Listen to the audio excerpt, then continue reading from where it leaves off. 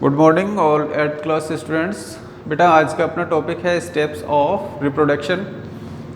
बेटा जब हमने रिप्रोडक्शन स्टार्ट किया था तो सबसे पहले हमने इसकी डेफिनेशन देखी थी कि एक प्री एक्सिस्टिंग ऑर्गेनिज्म अपने ही जैसी नई ऑर्गेनिज्म को प्रोड्यूस करती है। तो ये जो नई ऑर्गेनिज्म का प्रोडक्शन है वो डिफरेंट स्टेज को पार करते हुए कंप्लीट होता है। तो इन्हीं स्टेप के बारे में हम आज के इस वीडियो में डिस्कस करेंगे। सबसे पहले आती है इसमें गैमेटोजेनेसिस। गैमेटोजेनेसिस की हमने डेफिनेशन पढ़ी थी पहले। गैमेटोजेनेसिस का मतलब होता है formation of gametes in A primary reproductive organ, या हम बोल सकते हैं कि formation of gametes by the help of reproductive organ, यानी कि रिप्रोडक्टिव ऑर्गन द्वारा गैमेट का प्रोडक्शन ही गैमेटोजेनेसिस कहलाता है। और यहाँ पर ये जो डायग्राम दिए हुए हैं, दोनों diagram, this is human sperm, इसको हम बोलेंगे मेल गैमेट, और दिस इज ह्यूमन ओवम, यह है फीमेल गैमेट। तो ये गैमेट का प्रोडक्शन हो गया है यहाँ से फीमेल के, ये जो स्पर्म होते हैं ये मेल द्वारा फीमेल की वेजाइना के अंदर रिलीज किए जाते हैं, जहाँ से ये मूव करते हुए इस एग तक पहुंचते हैं। और इनमें से स्पर्म बहुत सारे होते हैं, इनमें से एक स्पर्म इस एग या ओवम से फ्यूजन कर लेता है, जुड़ जाता है, और जुड़ करके एक स्ट्रक्चर बनाता है जिसको हम कहते हैं जायगोट। और जायगोट सभी लिविंग ऑर्गेनिज्म जो कि रिप्रोडक्शन सेक्सुअल टाइप का रिप्रोडक्शन करती है उनकी पहली सेल होती है जायगोट। तो ये जो स्पर्म मूव करते हैं इसका स्ट्रक्चर हमने पढ़ा था पहले। इसके ये जो मिडिल पार्ट है, इसके मिडिल पार्ट में बहुत सारे माइटोकॉन्ड्रिया होते हैं जो इसको एनर्जी प्रोवाइड करवाते हैं। तो यहाँ से हम आगे चलते हैं, देखते हैं। सबसे पहला आता है फर्टिलाइजेशन, जो कि नेक्स्ट इसका स्टेप होता है।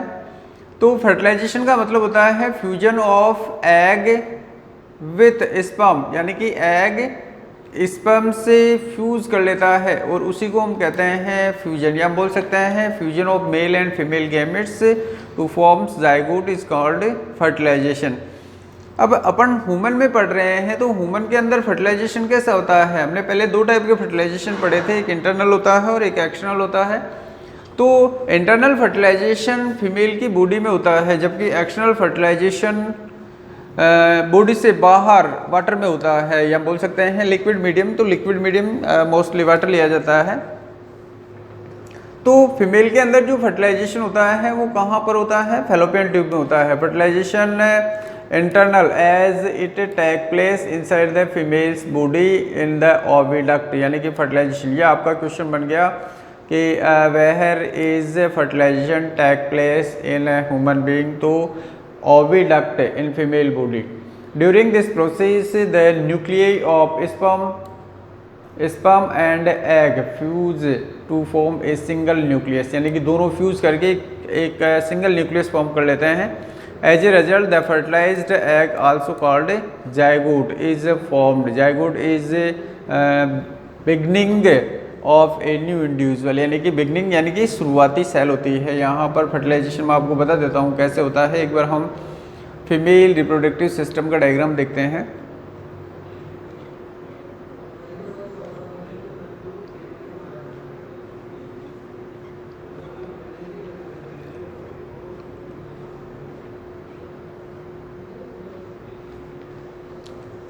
देखो बेटा, यह है अपने पास में डायग्राम जो कि फीमेल रिप्रोडक्टिव सिस्टम का है।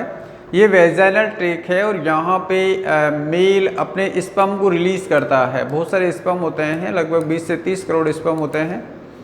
तो ये स्पर्म, और यहाँ से ओवरी एग रिलीज करता है। यहाँ से ओवरी ने एग रिलीज कर दिया तो ये एग कहाँ चला जाएगा? ये एग आगे से आगे मूव करता जाएगा फैलोपियन ट्यूब में, और फर्टिलाइजेशन जो होता है वो फैलोपियन ट्यूब में ही होता है। तो ये स्पर्म यहाँ से यूट्रस से होते हुए, यहाँ से होते हुए ये फैलोपियन ट्यूब तक पहुँच जाते हैं, और फैलोपियन ट्यूब में पहुँच करके ये जो एग है या ओवम है, इस ओवम से ये फ्यूज कर लेते हैं। इस प्रोसेस के अंदर बहुत सारी, यानी कि मोस्टली जो स्पर्म होते हैं वो डेस्ट्रॉय हो जाते हैं। डेस्ट्रॉय होने का रीज़न है कि फीमेल के वेजाइना में यहाँ पर लैक्टिक एसिड लैक्टोबैसिलस होता है।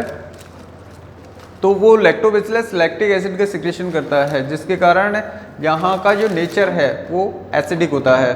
तो उस एसिडिक नेचर के कारण मोस्टली स्पर्म टेस्ट हो जाता है। आगे अगर हम देखें इसमें तो ये जो फर्टिलाइजेशन हो गया, तो फर्टिलाइजेशन के बाद में जाइगोट फॉर्म हो जाता है और जाइगोट के बाद में एम्ब्रियो फॉर्म होगा। यहाँ पर आप इस डायग्राम में देख सकते हैं, देखें ये जो डायग्राम दे रखा है फर्स्ट डायग्राम, यहाँ पर देखिए इसके पास में बहुत सारे स्पर्म है, यहाँ पर 4 स्पर्म दिखा रखे हैं और ये कहाँ पे पड़ा है, ये फैलोपियन ट्यूब में पड़ा है। तो इससे एक स्पर्म ने फ्यूजन कर लिया, फ्यूजन करके ये किस में फॉर्म हो गया, ये जाइगोट में फॉर्म हो गया। अब जाइगोट बढ़ने के बाद में ये जाइगोट क्या करेगा, इसी फैलोपियन ट्यूब के अंदर सेल डिवीजन स्टार्ट कर देगा। यानी कि यहाँ पर देखें नंबर ऑफ सेल सिंगल, तो यहाँ पर नंबर ऑफ सेल डबल हो गई, यहाँ पर 4 हो गई, यहाँ पर फिर ज़्यादा हो गई, यहाँ पर, तो कुल मिला के नंबर ऑफ सेल्स इंक्रीज होता जाएगा। तो आपको ये डायग्राम बनाने हैं, सारे ऊपर वाले दोनों डायग्राम हम बना चुके हैं पहले। आगे देखते हैं डेवलपमेंट ऑफ एम्ब्रियो। बेटा यहाँ से अगर देखें अपन ने, तो जाइगोट बन गया, जाइगोट में सेल डिवीजन हो गया, तो फाइनली ह्यूमन बीइंग में जो प्रेगनेंसी टाइम होता है वो 270 दिन का होता है, 270 डेज। तो 270 डेज तक ये फैलोपियन ट्यूब में नहीं रहता है, बल्कि कहाँ जाता है वो यूट्रस में आ जाता है और यूट्रस के अंदर ही उसका डेवलपमेंट होता है। तो यहाँ पर देखें किस तरह से होता है development. The zygote formed after fertilisation being to develop into an embryo, यानी कि जाइगोट किस में, एम्ब्रियो में कन्वर्ट हो जाएगा। यानी कि ये नंबर ऑफ सेल्स इंक्रीज हो रहा है यहाँ पर। तो इस कंडीशन में यहाँ पर इसको हम एम्ब्रियो बोल सकते हैं, यहाँ पर हम इसको एम्ब्रियो बोल सकते हैं, यहाँ पर भी हम इसको एम्ब्रियो बोल सकते हैं। ये अलग अलग स्टेज होती है, इसको क्लीवेज बोलते हैं, वो आपके 8th क्लास में नहीं है। तो it start dividing rapidly to produce a ball of cells shown in figure 9.9 में यहाँ पर ये बॉल जैसे स्ट्रक्चर दिख रही है, इसमें भी देख सकते हैं, इसमें भी देख सकते हैं। यहाँ पर ये फर्टिलाइज एग बन गया मान लिया, तो अब इसमें सेल डिवीजन स्टार्ट हो गया। 2 सेल्स यहाँ पर, 4 सेल्स यहाँ पर, 16 सेल के स्ट्रक्चर को बोलते हैं morula. The developing structure is called embryo, यानी कि सेल डिवीजन होने के बाद में जो स्ट्रक्चर डेवलप हुई है उसको हम क्या बोलेंगे, उसको हम बोलेंगे एम्ब्रियो। अब आगे देखें, the embryo attach itself to, यानी कि embryo attached itself to wall of the uterus, uterus की वॉल से अटैच हो जाता है और अटैच होने के बाद में एक स्ट्रक्चर फॉर्म कर लेता है जिसको हम बोलते हैं प्लेसेंटा। बेटा ये प्लेसेंटा ही वो स्ट्रक्चर होता है जो मदर का न्यूट्रिशन उस फीटस में या एम्ब्रियो के अंदर ट्रांसफ़र करता है और उस एम्ब्रियो के वेस्ट मटेरियल को मदर की बॉडी में रिलीज़ कर देता है। कुल मिला के वो मदर से ही न्यूट्रिशन लेता है और वेस्ट मटेरियल भी मदर की बॉडी में ही रिलीज़ कर देता है।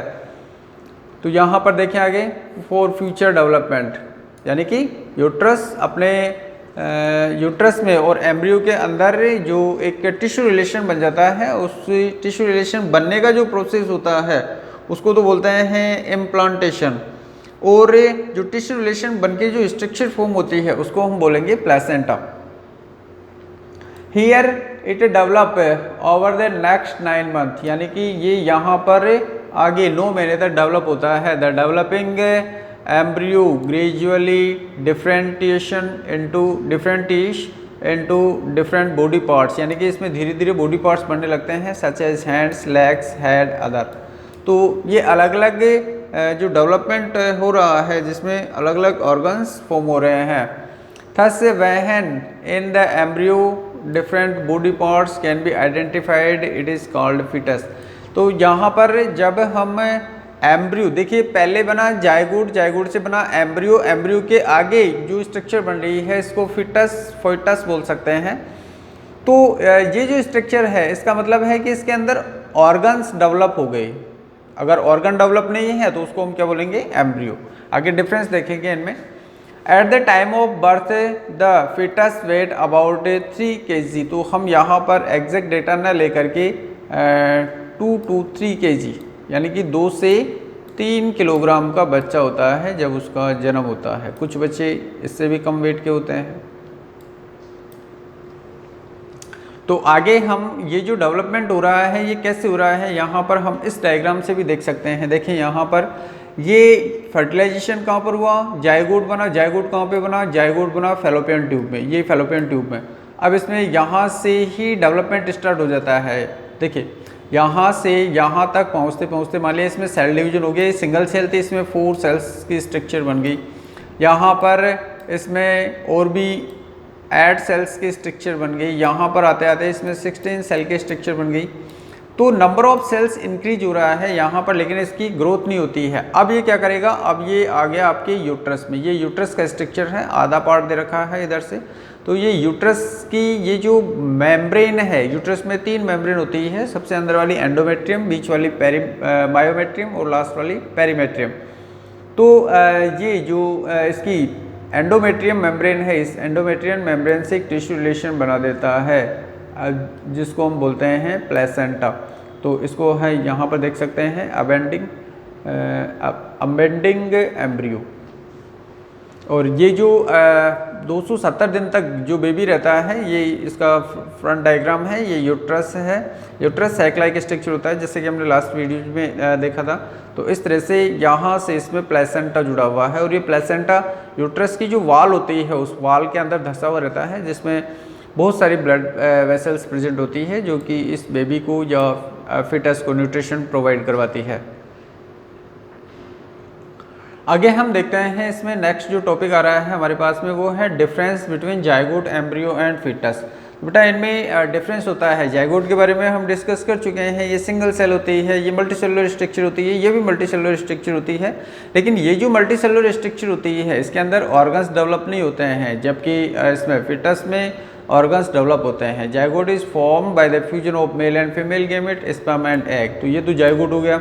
Embryo is form by repeated cell division of zygote, यानी कि जाइगोट के अंदर लगातार सेल डिवीजन से एम्ब्रियो का फॉर्मेशन होता है। जबकि foetus is form by growth and development of embryo. तो एम्ब्रियो से कौन फॉर्म हुआ है, foetus. A zygote is a beginning of formation of body, body की स्टार्टिंग सेल होती है। जबकि embryo is unborn baby in the uterus in the earlier stage of development. Development की पहली जो स्टेज होती है, यहाँ पर टाइम भी लिख रखा है इसमें 8 वीक, 8 वीक तक का जो स्ट्रक्चर है हम उसको एम्ब्रियो बोलेंगे। अब इसके बाद में after 8 week to till birth जो स्ट्रक्चर फॉर्म हो रही है यूट्रस के अंदर, उसको हम बोलेंगे फिटस। तो देखिए यहाँ पर foetus is an unborn baby that in the uterus in the later stage of development, यानी कि बाद की जो स्टेज है। Zygote is a single cell, it is a smaller than a full stop. A single cell होती है smallest, जो कि फुल ग्रोथ की सबसे स्मॉलेस्ट सेल होती है। An embryo is multicellular body features to growing baby into embryo और not must develop, यानी कि बहुत ज़्यादा ये डेवलप नहीं होता है, जबकि ये कम्प्लीटली डेवलप हो जाता है, जिसके बहुत सारे ऑर्गन्स हैं जैसे हैंड से लेग है, हेड, आइज, ईयर्स, ये सारे इसमें आइडेंटिफाई हो सकते हैं फिटस में। तो यहाँ पर हमने इसमें डिफरेंस देखा। अब नेक्स्ट ये एक इम्पोर्टेंट पॉइंट है, डू यू नो के नाम से है, कि आपको 8th क्लास में इसकी भी नॉलेज होनी चाहिए। यह है बेटा इन विट्रो फर्टिलाइजेशन। आपने टेस्ट ट्यूब बेबी का नाम सुना होगा, वो टेस्ट ट्यूब बेबी यही होता है। अब ये टेस्ट ट्यूब बेबी कैसे बनता है इसके बारे में हम एक बार फिर फीमेल रिप्रोडक्टिव सिस्टम के डायग्राम पर चलते हैं।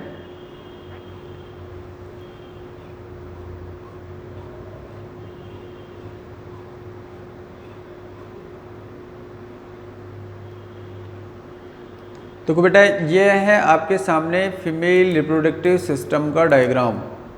अब इसमें कैसे होता है इन विट्रो फर्टिलाइजेशन, उसको हम देखेंगे, समझने की कोशिश करना। यहाँ पर देखिए कुछ फीमेल ऐसी होती है, कुछ महिलाएं ऐसी होती है जिनमें ये जो स्ट्रक्चर है ये फैलोपियन ट्यूब या ओविडक्ट यह है। तो कुछ के अंदर इसमें डिसऑर्डर्स है, यानी कि इसके अंदर विकृति है, कोई इसके अंदर कोई डिजीज है मान लिया, जिसके कारण यहाँ से जो एग रिलीज हुआ है ये एग आगे पहुँच नहीं पाता है। इस फैलोपियन ट्यूब के अंदर भी पर्टिकुलर स्पेस होते हैं, वहीं पर इसके फर्टिलाइजेशन होता है।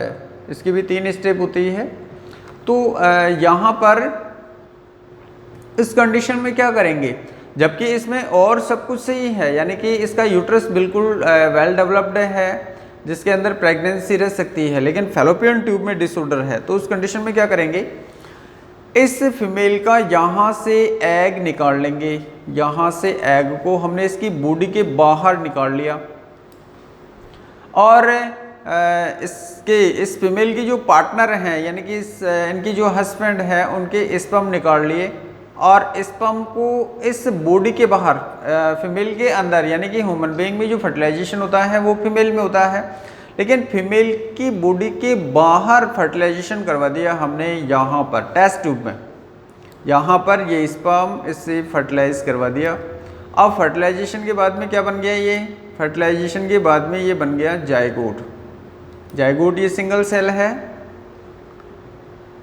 अब इस जाइगोट का क्या होगा, टेस्ट ट्यूब में ही डेवलपमेंट स्टार्ट हो जाता है, यानी कि ये नंबर ऑफ सेल यहाँ पर इंक्रीज कर लेता है और जब ये एट टू 16 यानी कि 8 से 16 सेल के स्ट्रक्चर में आ जाता है टेस्ट ट्यूब के अंदर, तब इसको वेजाइना के थ्रू, यहाँ वेजाइना के थ्रू इसके यूट्रस में ट्रांसफ़र कर दिया जाता है, यहाँ पर ट्रांसफ़र कर दिया जाता है, जहाँ पर इससे यूट्रस से ये क्या कर लेगा, वही टिश्यू रिलेशन बना लेगा, प्लेसेंटा। तो टेस्ट ट्यूब बेबी ज़रूरी नहीं है, यानी कि टेस्ट ट्यूब बेबी में ऐसा नहीं है कि वो 270 दिन तक टेस्ट ट्यूब में ही बनता है, बल्कि केवल उसमें 8 से 16 सेल के स्ट्रक्चर तक उसको बाहर रखा जाता है, उसके बाद में फीमेल के यूट्रस के अंदर उसको ट्रांसफ़र कर दिया जाता है। तो इसी को हम बोलते हैं इन विट्रो फर्टिलाइजेशन, यानी कि बॉडी के बाहर, बॉडी के अंदर जैसी कंडीशंस में फर्टिलाइजेशन करवाना ही इन विट्रो फर्टिलाइजेशन कहलाता है। तो यहाँ पर हम वापस उसकी डेफिनेशन के ऊपर चलते हैं।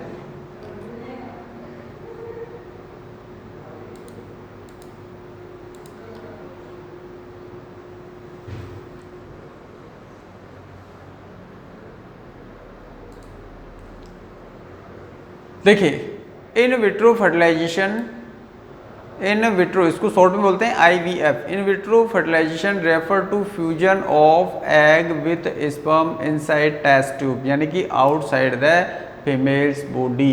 ये हमने बता दिया अभी आपको, क्योंकि फर्टिलाइजेशन ह्यूमन में फीमेल में होता है, फीमेल की बॉडी से बाहर फर्टिलाइजेशन करवा रहे हैं। This kind of fertilisation undertaken in certain cases where oviduct of woman are blocked. ये हमने बता दिया आपको पहले कि जब किसी फीमेल में ओविडक्ट या फैलोपियन ट्यूब में कोई डिसऑर्डर है तो उसके कारण फर्टिलाइजेशन नहीं हो रहा है, वो ब्लॉक है, तो बॉडी से बाहर फर्टिलाइजेशन करवा दिया जाता है। And therefore these woman can not bear babies, यानी कि ऐसी बेबीज़, ऐसी जो लेडीज है, महिलाएं हैं, वो प्रेग्नेंट नहीं हो पाती है, बेबीज़ को प्रोड्यूस नहीं कर पाती है। तो इस कंडीशन में क्या करेंगे, देखें, sperm can not reach the egg for fertilisation, sperm पहुंच नहीं पा रहा है। In such case the freshly released ovum and sperm are taken and kept together for a few hours for in vitro fertilisation take place, यानी कि इनको एक साथ रखा जाता है जिसके कारण फर्टिलाइजेशन होता है, इन विट्रो फर्टिलाइजेशन होता है। इन टेस्ट ट्यूब कहाँ हो रहा है, टेस्ट ट्यूब में। In case fertilisation occurs the zygote is allowed to develop for about a week and then introduce inside the uterus of the mother, यानी कि यहाँ पर हमने पहले डायग्राम में बता दिया था आपको कि कुछ अबाउट ए वीक, 7 दिन तक इसको डेवलप होने देते हैं टेस्ट ट्यूब में, उसके बाद में जो मदर है उसके यूट्रस में इसको ट्रांसफ़र कर दिया जाता है, यानी कि आगे का जो डेवलपमेंट है वो यूट्रस में होता है, टेस्ट ट्यूब में नहीं। Further development take place in uterus like any other body, यानी कि further development take place in uterus like any other body. इसके लिए किसी अदर फीमेल का भी यूज़ कर सकते हैं, उनको सरोगेट मदर्स कहते हैं। Babies born through the technique of in vitro fertilisation are called test tube babies, यानी कि ऐसे बेबीज जो कि टेस्ट ट्यूब से बने हैं, जिनका फर्टिलाइजेशन एक्सटर्नल करवाया गया है आर्टिफिशियल कंडीशंस में, तो उनको हम कहेंगे test tube babies. The term actually misleading, babies are not grown inside test tube, only fertilization and initial development take place inside the test tube। तो initial यानी कि प्रारंभिक जो डेवलपमेंट होता है वही टेस्ट ट्यूब में होता है, आगे का जो प्रोसेस होता है वो मदर के यूट्रस में ही होता है। इसके बाद अपना जो टॉपिक आता है वो आता है, यहाँ पर देखें अपन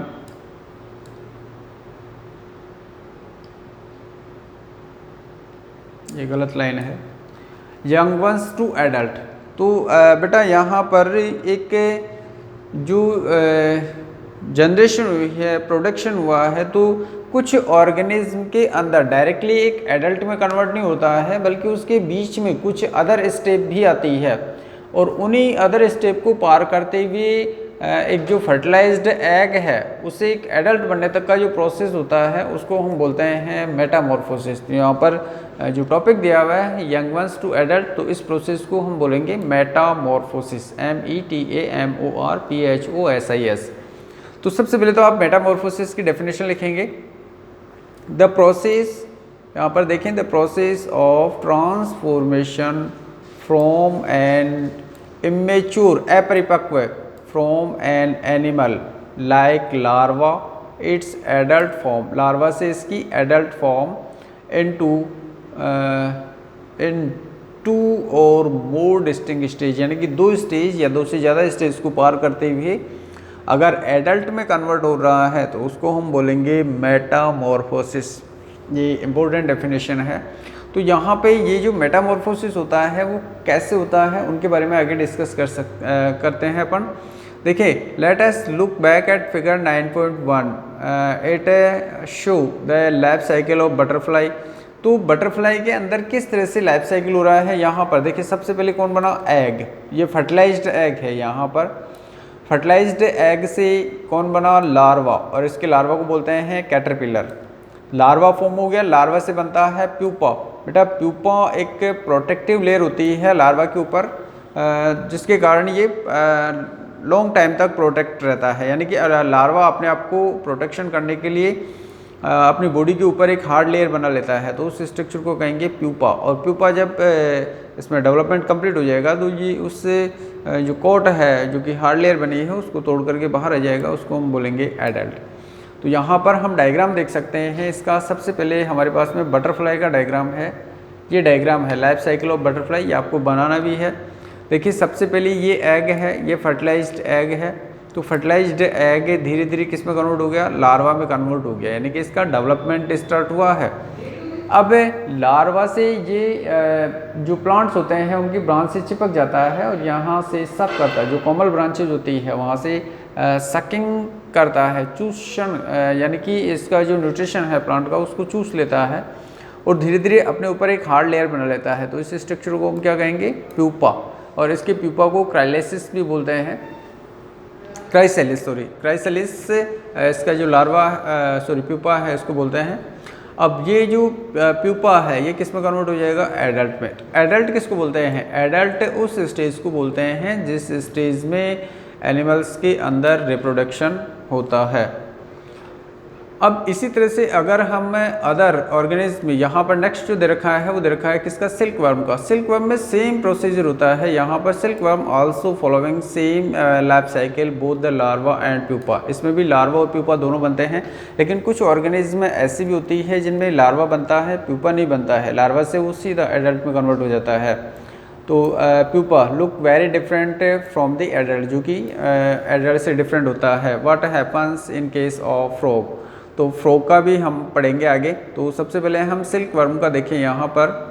तो यह है हमारे पास में silk worm, Metamorphosis transform the caterpillar larva of silk moth. तो यहाँ पर ये एग है, ये प्लांट की लीफ के ऊपर है।